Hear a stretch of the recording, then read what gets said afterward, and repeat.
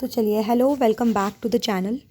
तो अभी हम फिर से अपने बिल्स रिसीवेबल के कुछ क्वेश्चन से स्टार्ट करते हैं। 10 क्वेश्चन की हमारी सीरीज़ आते हुए चल रही है। तो जिन लोगों ने नहीं देखा है वो उन सारी सीरीज़ को देख ले जाके। ये चौथी सीरीज़ है जो चल रही है। तो चलिए अपने सबसे पहले क्वेश्चन की तरफ मूव करते हैं। तो सबसे पहला जो हमारा क्वेश्चन है वो ये है कि in case of a dishonoured bill, अगर जो है बिल डिज़ॉनर हो जाती है, the bearer of the bill यानी कि जिसके पास बिल है वो किस ऑफिशियल की मदद लेता है, इंस्पेक्टर की, ड्रॉर की, मैनेजर की या फिर नोटारी पब्लिक की। तो जो बिल का जो बियरर है वो इसकी मदद लेता है, तो वही तो नोटिंग चार्जेस लेता है, आपको याद होगा। चलिए नेक्स्ट क्वेश्चन पे चलते हैं। हमारा नेक्स्ट क्वेश्चन क्या कहता है? नेक्स्ट क्वेश्चन ये कहता है कि if the drawer needs money and can't wait until the due date, अगर ड्रॉर को पैसा चाहिए और ड्यू डेट के होने तक वो इंतज़ार नहीं कर सकता है, so they get it from the bank, it is called, तो वो बैंक से जाके पैसा ले लेता है। उस पैसे को हम क्या कहते हैं? तो उस पैसे को कहते हैं हम डिस्काउंटिंग ऑफ बिल। ये हम लोगों ने पढ़ा होगा। रिटायरमेंट ऑफ बिल, पेई जो होता है वो खुद पेमेंट करता है, वो नहीं होता। इंडोर्समेंट ऑफ बिल, बिल को इंडोर्स कर देना, वो बिल्कुल भी नहीं होगा। डिज़ॉनर ऑफ द बिल, बिल का डिज़ॉनर हो जाना, तो ये बिल्कुल भी नहीं होगा। तो जो इसका सही आंसर होगा वो होगा discounting of bill. Next question की तरफ चलते हैं। हमारा नेक्स्ट क्वेश्चन क्या कहता है? When it is called when the acceptor refuses to pay the full amount of a bill to the bills holder when the bill reaches its maturity date।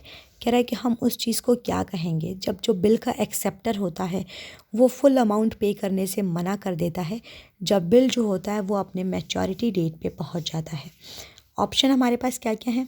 Option A है हमारे पास retired bill, option B है हमारे पास honoured bill, option C है हमारे पास डिज़ॉनर्ड bill, और option C है हमारे पास endorse bill, या फिर ऑप्शन डी है हमारे पास डिज़ॉनर बिल। उस बिल को हम क्या कहेंगे?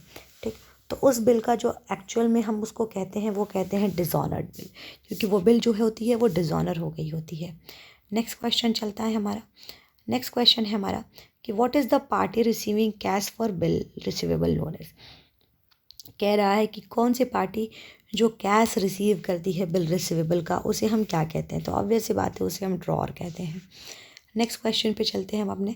नेक्स्ट क्वेश्चन है हमारा कि which of the given statement is false. इनमें से कौन सा स्टेटमेंट जो है वो गलत है? ठीक है, which of the given statement is false, इनमें से कौन सा स्टेटमेंट गलत है? सबसे पहला है कि acceptance of a bill of exchange is mandatory, मतलब कि बिल ऑफ एक्सचेंज को एक्सेप्ट करना वो बिल्कुल मैंडेटरी है। ऑप्शन बी है हमारा accommodation bills are for imaginary transactions. कह रहा है कि एकोमोडेशंस बिल्स वो बिल्स होते हैं जो इमेजनरी ट्रांजेक्शन्स के लिए यूज़ किए जाते हैं।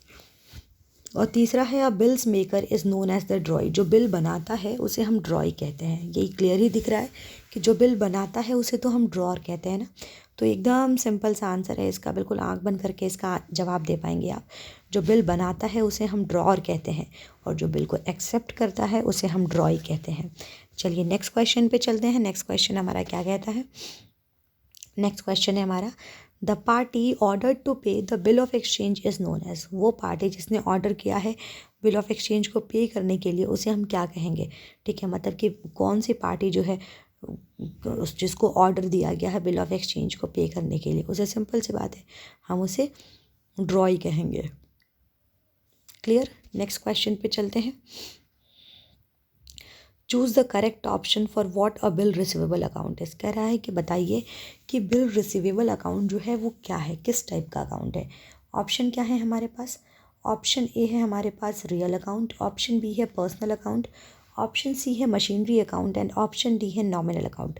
तो बिल रिसीवेबल अकाउंट जो है वो क्या है हमारा? एक पर्सनल अकाउंट है। ये तो हम क्लियरली पढ़ते हुए आए हैं, इसके क्वेश्चन भी हम लोगों ने सॉल्व कर रखे हैं।